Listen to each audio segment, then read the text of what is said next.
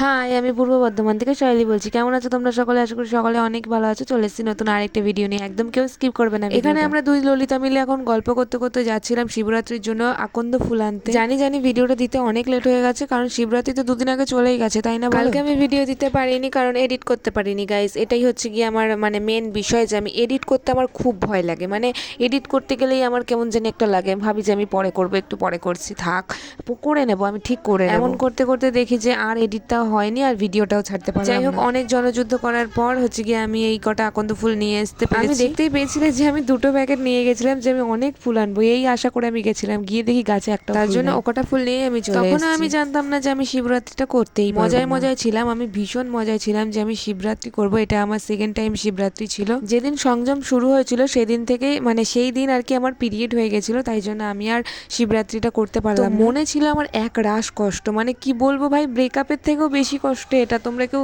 বিশ্বাস করবে না, এতটা কষ্ট। সংযমের দিন আমি হচ্ছে গিয়ে এক সিদ্ধ ভাত খাই আতপ চালের, তো সেটাই আমি বসাতে যাব, তখন 3টে বাজে। এমন টাইমে দেখি যে আমার অলরেডি ঘটনা ঘটে গেছে, তা তখন আর কিছু করার নেই। নিজেকে অনেক কষ্ট করে ম্যানেজ করলাম যে যাই হোক পরের বছর আবার করা যাবে, পরের বছর দেখা যাবে। অনেক কষ্ট করে নিজেকে মানিয়েছি গাইস, আমি ভীষণ কষ্ট। আমার কথা ছাড়ো, এবার বলো যে তোমরা কারা কারা শিবরাত্রি করেছো, আর শিবরাত্রি করলে তোমরা আগের দিন কি করতে, তোমরা কারা কারা রাত জেগে প্রহরে প্রহরে জল ঢেলেছো। শিবরাত্রি নিয়ে কিন্তু বাঙালিদের মনে একটা আলাদাই আবেগ থাকে। যাই হোক গাইজ, ওসব কথা বাদ দিয়ে মনে কষ্ট নিয়ে লাভ নেই, পরের বছর দেখা যাবে। তো গাইজ, এখানে আমি কি বকর বকর করছিলাম আমি তো জানি না, আমি ভুলে গেছি, কারণ আমার মনে থাকে না। যেগুলো ইম্পর্টেন্ট কথা সেগুলো আমার আরো বেশি করে মনে থাকে। তোমাদের সকলকেই আমি খুবই মিস করি, কারণ আমাকে তোমরা কেউই মিস করো না, তাই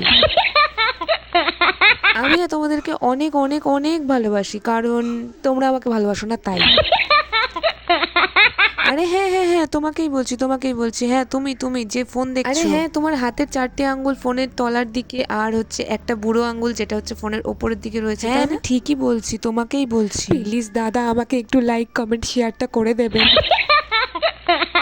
তোমাদের ভালোবাসা ছাড়া যে আমি গাইজ নিঃস্ব হয়ে যাব।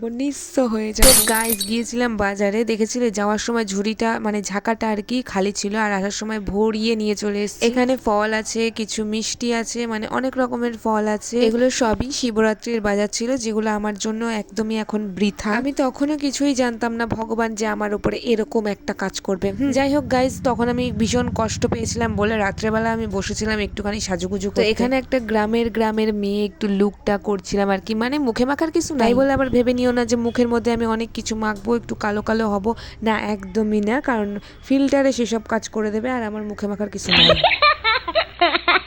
মুখে মাখা ছাড়াই দেখো আমাকে কত সুন্দর লাগছে। কেমন লাগছে আমাকে অবশ্যই কিন্তু কমেন্টে জানাবে, না জানালে কিন্তু তোমাদের বাড়িতে চলে যাবে। লাস্টে একটা ভিডিও অ্যাড করেছে যেটা আমাকে দেখে আমার বাবার একটা ছোট্ট রিয়াকশন। আজকের মতো এইটুকুই গাইস, টাটা।